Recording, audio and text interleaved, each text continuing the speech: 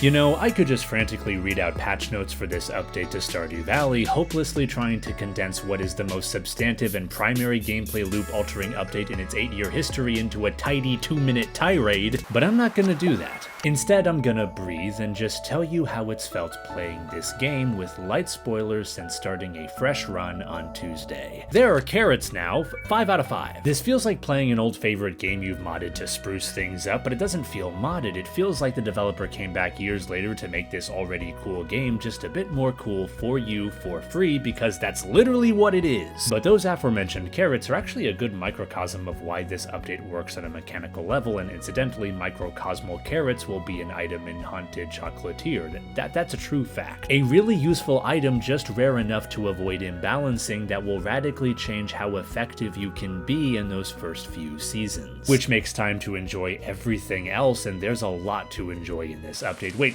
why is it raining green? If 1.5 was about endgame, 1.6 is about the best part of Stardew Valley, the primary gameplay loop receiving a well-deserved tune-up. We got mystery boxes to encourage exploration, tickets to encourage questing, and tomes to throw spices into an already wonderful but 8-year-old gameplay loop stew. Also, you know me, I only just got into summer, but what strikes me as most impressive about this update is not the welcome gameplay changes, or the quality of life and writing improvements, but how much was added and altered while still maintaining the core identity of the base game, again, for free. All these updates and years later, as Sven Vinke in a GDC acceptance speech rightly points out the cynical, cyclical layoff nonsense ravaging the industry, Stardew Valley shows us what the Baldur's Gate 3 updates show us. To quote a man with a hat, the only eternal guarantee of success is a quality product well made. Stardew Valley was already that, and now it's a masterclass in how to maintain that success. You'd think executives obsessed with success would take the right lessons from games like this.